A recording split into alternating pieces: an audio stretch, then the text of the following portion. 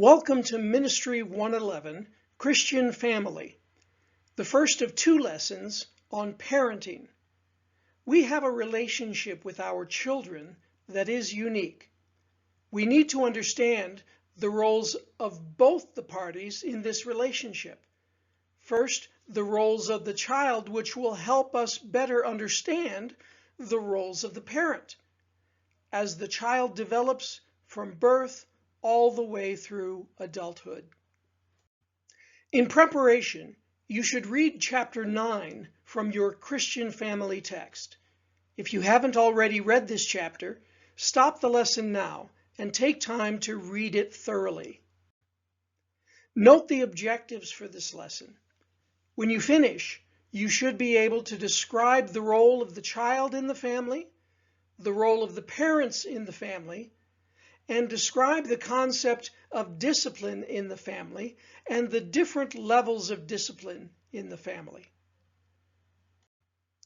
Some couples choose not to have children. This is neither biblical nor non-biblical. It is simply a choice.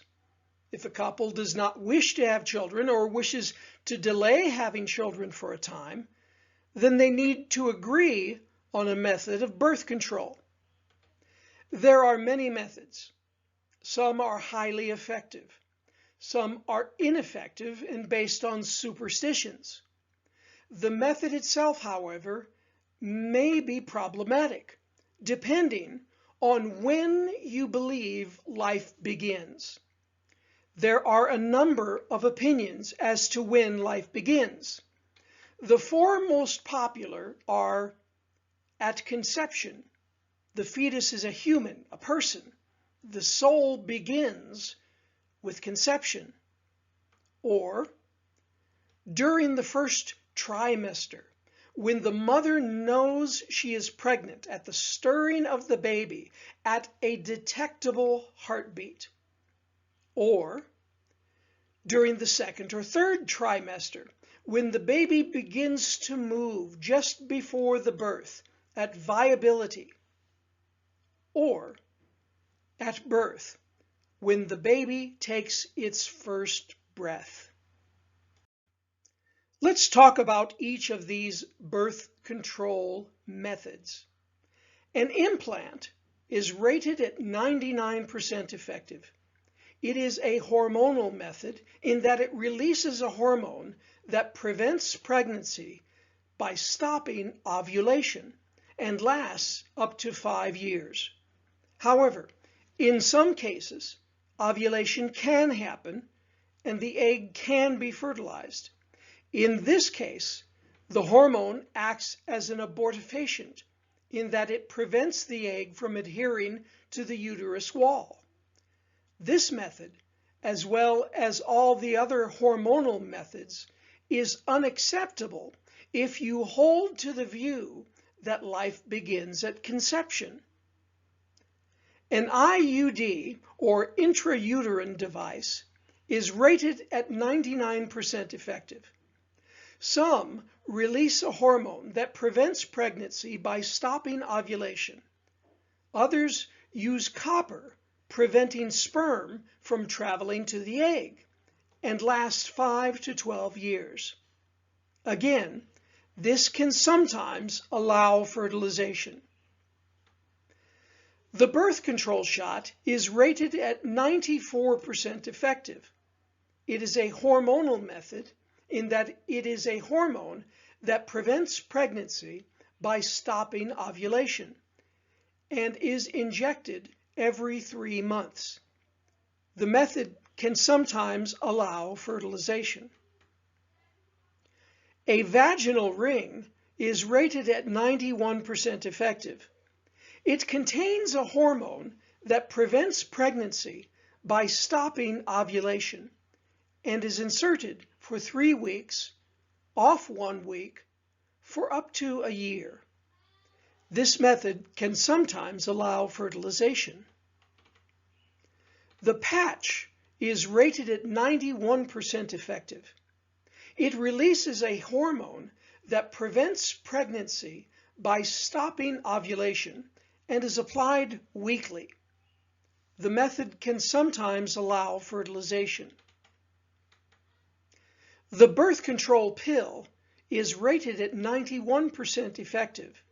It releases a hormone that prevents pregnancy by stopping ovulation and is taken daily. This method can sometimes allow fertilization. Leaving the hormone methods and moving on to what we call the barrier methods. The condom is rated at 85% effective and is a barrier method in that it is a small, thin pouch that covers the penis before sex and prevents semen from entering the vagina and is used each time you have sex. If there is a hole in the condom or it is used incorrectly, it can allow fertilization but does not prevent the egg from adhering to the uterus wall. The internal or female condom is rated at 79% effective and is a barrier method. A small, thin pouch covers the inside of the vagina during sex and prevents semen from reaching an egg and is used each time you have sex. If there is a hole in the condom, or if it is used incorrectly, it can allow fertilization, but does not prevent the egg from adhering to the uterus wall. The diaphragm is rated at 88% effective and is a barrier method. A small, shallow cup is inserted into the vagina before sex and prevents semen from reaching an egg and is used each time you have sex. If it is used incorrectly, it can allow fertilization, but does not prevent the egg from adhering to the uterus wall. The cervical cap is rated at 86% effective and is a barrier method, almost exactly like the diaphragm.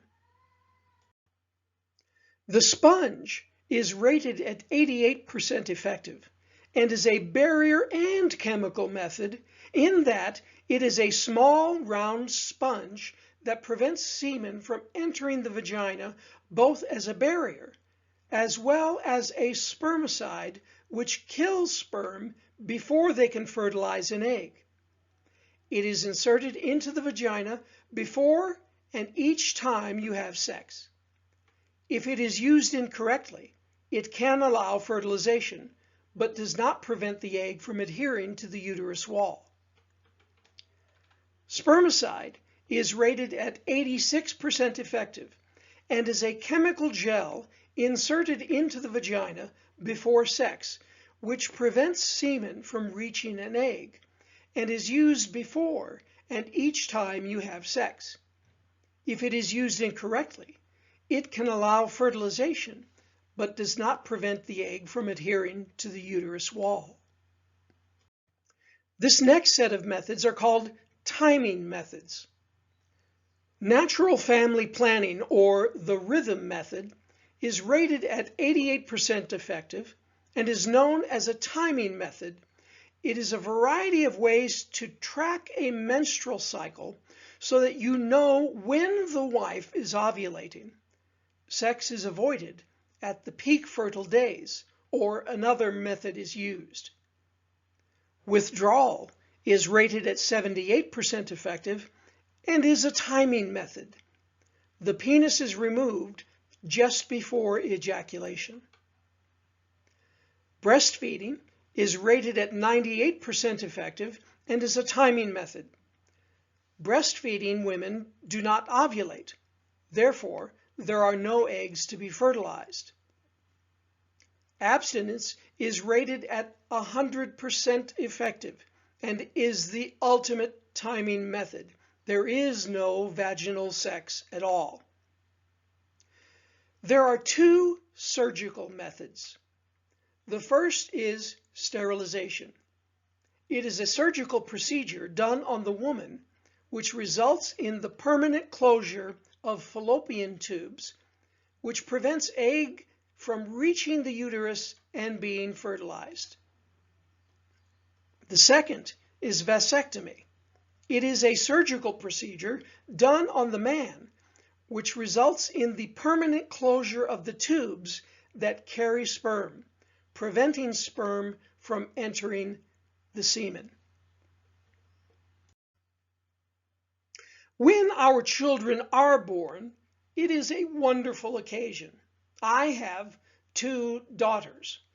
When my first grandchild was born, I have lived long enough to share these words of wisdom.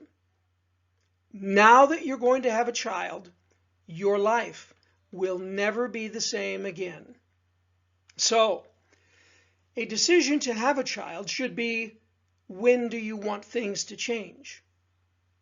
You can take those words negatively or positively. Children bring joy. Psalm 127 verses 3 through 5. Sons are a heritage from the Lord. Children are a reward from him. Like arrows in the hands of a warrior are sons born in one's youth. Blessed is the man whose quiver is full of them. Children occasionally bring sorrow, but the joy far outweighs the sorrow. In the difficult times, and there will be many difficult times, one thing is important to remember. It won't always be this way. Parenting happens in phases. Sometimes long bouts of difficulty seem to never end. But be sure that what you have planted in them, the seeds of purpose, will someday bear fruit. Also, remember that if we raise our children in the way they should go, they still have a free will, and sometimes that free will lead them astray. The wayward child should not increase our guilt and condemnation, but rather cause us to redouble our prayer life and our devotion to his words and his promises. It is therefore important to understand the way a child acts and thinks in order to best deal with that child. In many cultures around the world, parents respond to babies in a very similar fashion. Our conversations with babies are often higher pitched and often not in words that are understandable. But we would not think of talking that way to an older child. A famous anthropologist named Erik Erikson described several distinct stages of development that are common to all children as they mature physically and mentally. This first stage he calls infancy and goes from birth to 18 months.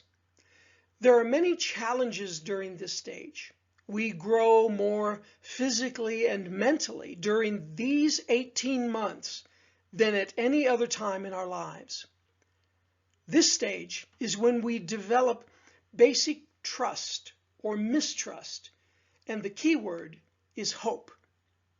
During the first or second year of life, the major emphasis is on the mother and father's nurturing ability and care for a child, especially in terms of visual contact and touch. The child will develop optimism, trust, confidence, and security if properly cared for and handled. If a child does not experience trust, he or she may develop insecurity, worthlessness, and general mistrust of the world. There will be something missing in their psychological development that can never be reproduced later in their life. This is why it is so important to spend a lot of time holding, touching, and speaking to children at this age. Erikson goes on with this second stage called toddler or early childhood. It goes from 18 months to 3 years. Keep in mind that the transition from one stage to another is not sudden. months before they become 18 months old, they may begin to exhibit characteristics of the toddler stage, and months after, they may still exhibit characteristics of infancy. This stage is when we develop autonomy versus shame, and the key word is will.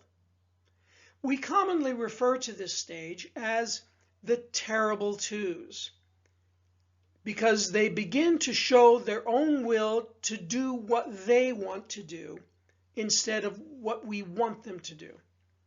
We celebrate their first unaided steps at about 1 year, but by 2 years, when they run everywhere they go, we begin to wonder why we celebrated those first steps. At this point, the child has an opportunity to build self-esteem and autonomy as they learn new skills and right from wrong. The well-cared-for child is sure of themselves, carrying themselves with self-esteem rather than shame. During this time of the terrible twos, defiance, temper tantrums, and stubbornness can also appear. Children tend to be vulnerable during this stage, sometimes feeling shame and low self-esteem during an inability to learn critical skills. The child in this stage doesn't understand what normal is. If the child is raised in an abusive home, they grow up believing that all children come from abusive homes and are surprised when they learn that their home was not typical. If you told a child to walk up the wall and across the ceiling, they don't have any experience that tells them that this is not possible, and will look for the best route to avoid the furniture and light fixtures. The next stage is one of my favorites. This stage is called preschooler. It goes from 3 years to 5 years. The stage is when we develop initiative versus guilt, and the key word is purpose. During this period, we experience a desire to copy the adults around us and take initiative in creating play situations.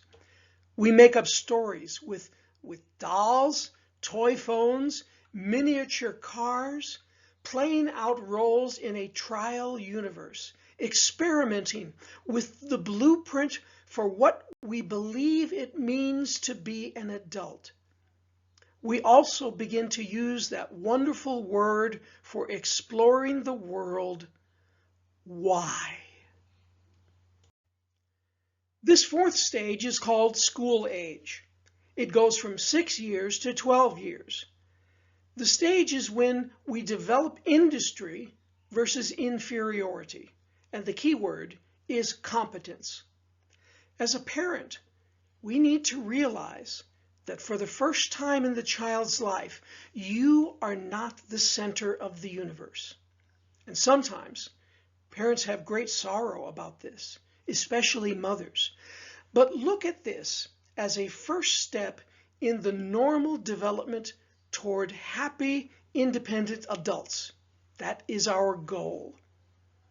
During this stage, we are capable of learning, creating, and accomplishing numerous new skills and knowledge, thus developing a sense of industry. This is also a very social stage of development. And if we experience unresolved feelings of inadequacy and inferiority among our peers, we can have serious problems in terms of competence and self-esteem. As the world expands a bit, our most significant relationship is with the school and neighborhood. Parents are no longer the complete authorities they once were, although they are still important.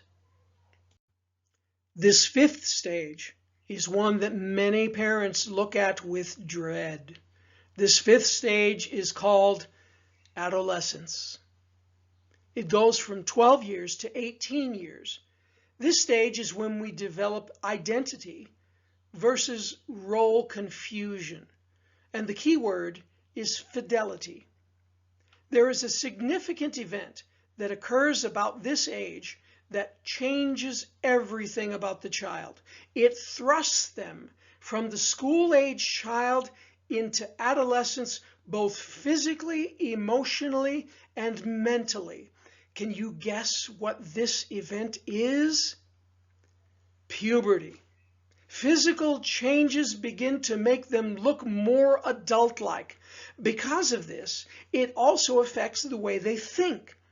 They put away their toys and begin more adult-like behaviors. Up until this fifth stage, development depends on what is done to a person. At this point, development now depends primarily upon what a person does.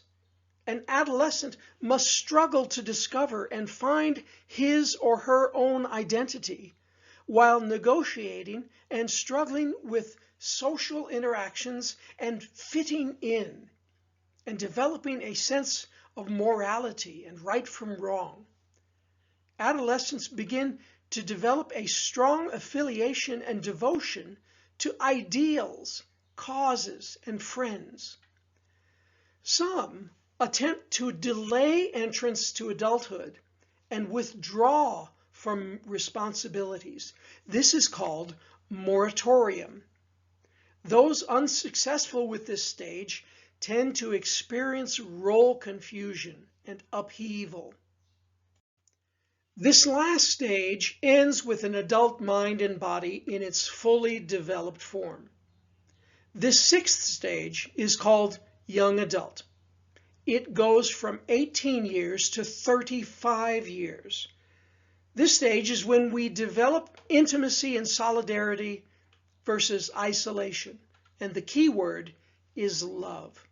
The human brain begins to develop at conception and continues to develop throughout all of these stages.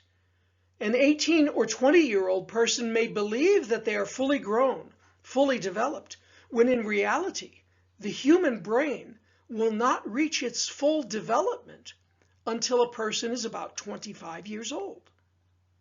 At the young adult stage, people tend to seek companionship and love. Some also begin to settle down and start families, although it seems to have been pushed back farther in recent years. Young adults seek deep intimacy and satisfying relationships, but if unsuccessful, isolation may occur. Significant relationships at this stage are with marital partners and friends. If someone is not married by the time they are 35, the percentage of adults that will go on and marry later is very low.